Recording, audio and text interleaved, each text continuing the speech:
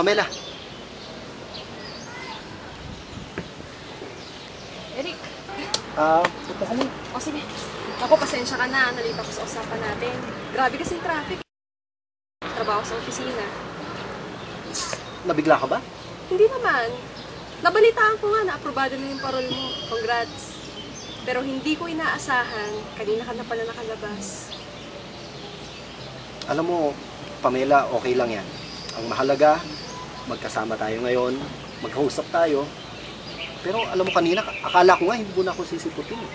May usapan tayo. Sisiputin kita. May isang salita. Ba't ka naman natawa? Wala. Kumusta ka na ba? Ay, ako. Ito, okay naman. Kahit papaano. Pamela, okay na ba kung lalapit ako sa'yo ng konti? Kasi nangis kita eh. Naku, okay na kasi.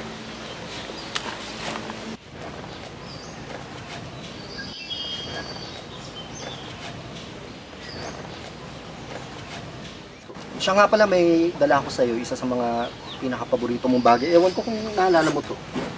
Nako, nagabala ka pa. Hindi ka pa rin nagbabago, Eric. Alam mo, Pamela, kahit matagal na tayong hindi nagkikita, gusto ko kasi sa pagkakataong ito na mapakita sa'yo yung totoong ako. Kasi alam mo, sa buhay na to, may mga nakilala akong tao na sa umpisa, malalahanin, daling lapitan, mapaghihingahan ng bigat ng kalooban, pero magugulat ka na lang, isang araw, wala na sila. Paano mo naman sabi nagbago na siya? Di ba nararamdaman naman yun? Depende yun, Eric. May mga tao hindi sila naiintindihan ng iba. Hindi mo alam ang dahilan nila. Ang punto, Pamela, nagbago. Maaring biktima na ng pagkakataon. Biktima ng... Alam mo, siguro, pero hindi sapat na dahilan yun eh, para bigla ka na lang mawala. Para kalimutan mo na lang... Ano? Pinagtibay na usapan. Hindi mo alam ang lahat ng dahilan kung bakit yung sinasabi mo kung sino man yan. Nagbago. Alamin mo ang dahilan. May dahilan siya. Kailangan ko, Pamela, kailangan ko ng konkretong dahilan. Oh, ano yan? May nawawala ba? Ano? Nahanap ko na yung cellphone ko. Baka kasi may nag-text eh. Sino naman? Parents ko, ka-office mate ko. Baka may emergency.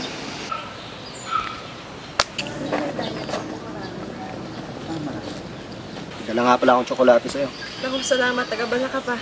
Kainin mo na, matanggal yung kaba mo. Ako kakabahan. Bakit? Walang dahilan, Eric.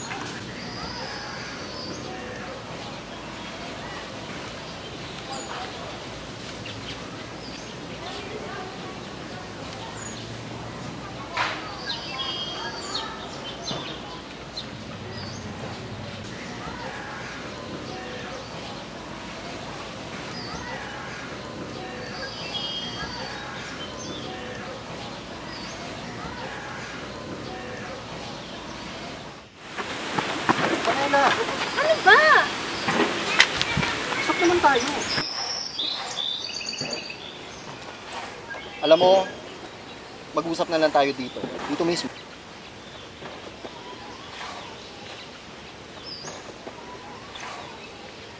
Pamela.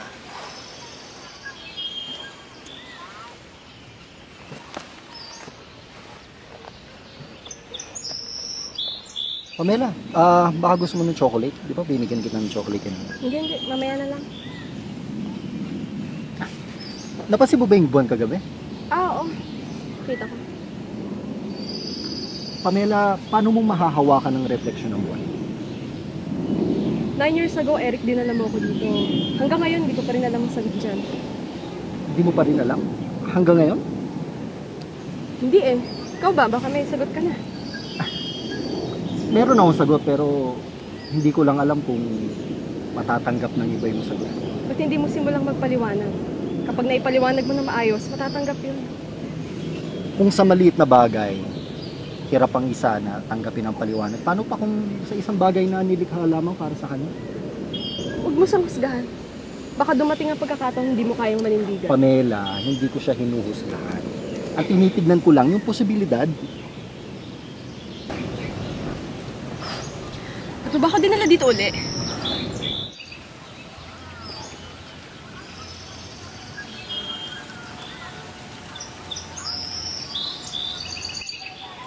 Kasi Pamela, gusto ko sanang ipaalala sa'yo yung mga magagandang nangyari sa atin sa lugar na to eh. Naalala mo ba? At pagkatapos may paalala sa akin lahat, ano pa sasabihin mo? Alam mo, ang dating talaga sa akin, gusto mo lang mapahaba ang oras eh, para makapaghanda ka sa mga itatanong ko. Alam mo, Eric, pinipilit ko talaga na maging komportable. Eto pa, dala para sa'yo. Di ba ito paborito mong kainin? Hindi ako nag-iisa. Kaya pala. Eto, tanggapin mo na, para mahaba-haba pa oras natin. Ikaw, gusto mo? Sa'yo talaga yan.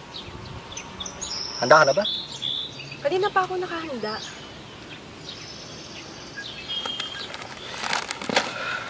Kamusta ka na ba, Pamela? Kanina pa ako tinatanong ng ganyan, Eric. Kanina ko pa rin sinasabi sa'yo na kahit papano maayos lang ako. Alam mo, sinasabi mo lang yan eh. Okay ka lang. Pero, simula nung nagkita tayo kanina, may gusto akong tanong sa'yo. Alam mo kung ano? Bakit parang hindi ka masaya sa buhay mo ngayon? Dahil may gusto kong kalimutan. May gusto kang kalimutan? Hindi mo ba kayang kalimutan niya mag-isa? Oo. Bakit? Kailangan ko ng hustisya, Eric. Hustisya? Wala kang karapatang humingi ng hustisya. Ako nangangailangan ng hustisya.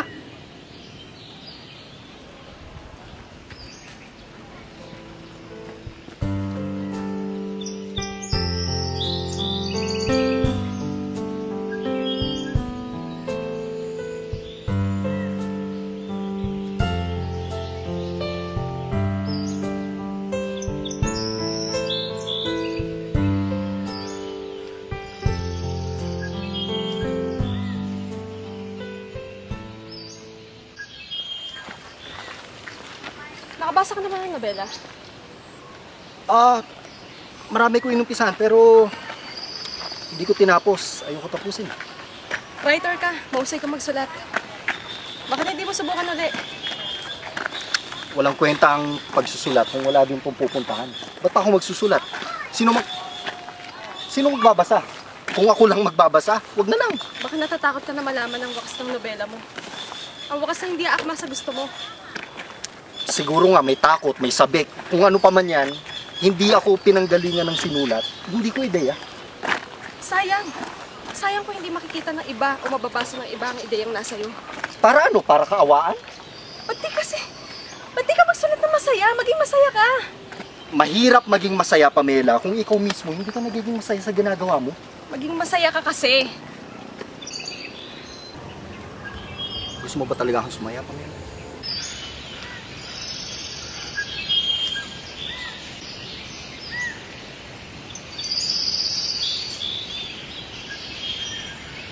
Hindi pa panahon para sumaya ako. Kaya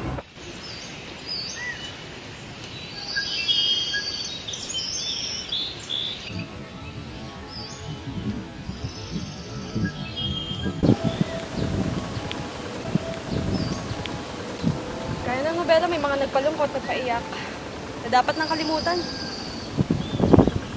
Kasi pwede namang may mga dumating na bagong kabanatang pwede magpasaya sa'yo, magpaligaya. Pero alam mo, ang ginagawa ng iba, kahit masaya nakasulat, pilit ang pinupunit. Ako ba pinaparindan? Sino ba sa tingin mo, Eric? Pamela, kung meron mang pumunit, ikaw nagturo nun. Ba't di mo ako diretsahin, Eric? Dahil ayaw kita masaktan. Yung hindi mo pagpapakita sa akin, Eric. Alam mo ba kung gaano kasakit yun?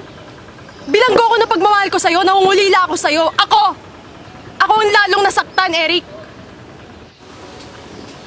Kamusta naman si Atty. Jun ngayon? Di ba ikakasal na kayo? Alam mo, hindi nyo man ako inimbitahan. Pero naunawaan ko na hindi nyo akalaing lalabas yung parol ko ng mas maaga. Hinintay kita, Eric. Halos 7 taon ako nag-antay sa'yo. Nangungulila ako sa'yo. Ikaw lang ang laman ng puso ko ng mga panahon na yon, pero hindi ka tumupad sa pangako mo. Kaya pala kaibigan ko pa, abogado ko pa ipinalit mo sa akin, Pamela. Sa loob ng 7 taon, bawat oras at bawat araw, Naghihintay ako, Pamela, na may magbubukas ng pinto. At ikaw ang dadalaw sa akin, pero wala. Sa loob ng maraming panahon, ikaw ang bumuhay sa akin. Inspirasyon kita para magpatuloy. Pero sa ginawa mo, para mo na rin akong pinatay. Dalilayo mo sarili mo sa akin, Eric! Inilayo? Oo! Ano bang tingin mo sa akin? Na para akong babaeng kalagkaran na pwede mong daling kahit saan? Kasi may nakakahawa at nakakadiring sakit? Halos linggo-linggo dumadalaw ako sa'yo sa bilangguan. Gusto kita makita, gusto kita makausap. Gusto ko alamin ang kalagayan mo. Pero alam mo kung ano sinasabi ng mga gwardiya doon? Ng mga tao doon? Ayaw mo na ako makausap. Bakit? Bakit? Pati kay Jun. Oo, sa kaibigan mo. Nagpatulong na ako sa kanya na kumbinsihin ka, pero ang sabi niya sa akin, ayaw mo na, kalimutan mo na daw ako. Eto, yan. Yan yung sulat na binigay sa akin ni Jun. Ikaw nagbigay niyan, di ba? Ang kapal ng mukha mo magreklamo sa akin. Masisisi mo ba ako sa desisyon ko? Hindi mo ako masisisi. Oo, si Jun. Si Jun ang umalalay sa akin nung mag-isa ako. Dahil hinang-hina ako ng mga panahon na yon. Si Jun ang nagpuno ng mga pagkukulang mo, Eric.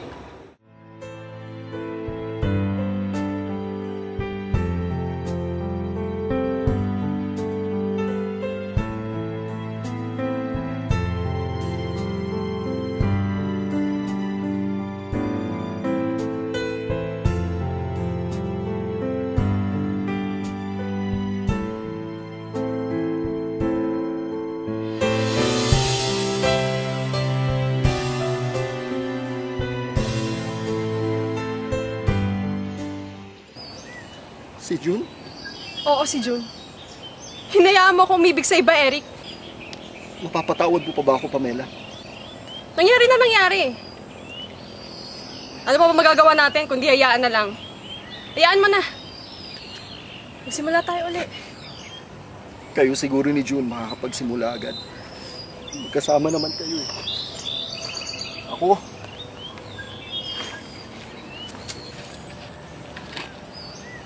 matagal pa ako makapagsimula ulit. Magsulat ka ng bagong kwento, Eric. Yung magandang kwento ang isulat mo. Huwag mo sayangin yung pagkakataon.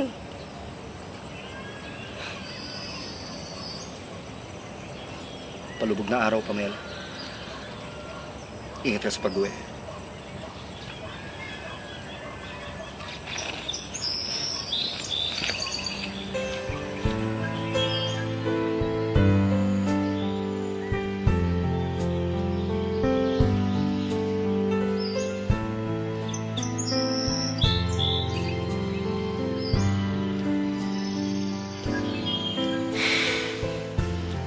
Mas lalo lang gugulo kung sasabihin ko kay Pamela na hindi ako ang gumawa ng sulat na yon.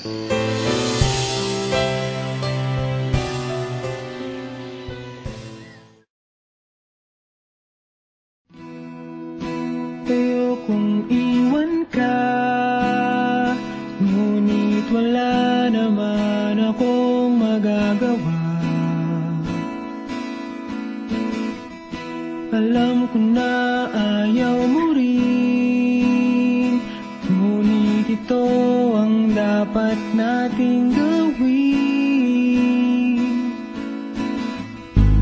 Masakit man ito, kailangan kong lumayo, dahil may mas mahalaga kaysa sa ating nadarama. At hindi itong damdamin ang dapat nating unahin. May tamang panahon, ngunit di pa yon ngayon. At sana ay malaman mong mahal kita, pero mas mahal ko siya.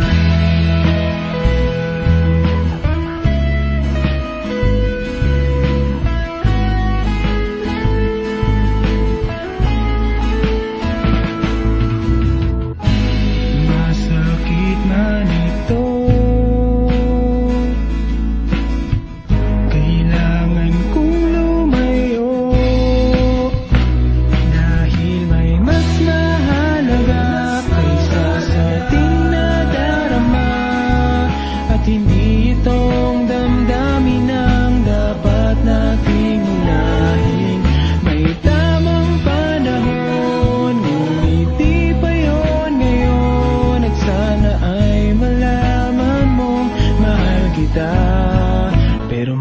mas mahal ko siya. Mas mahal ko siya.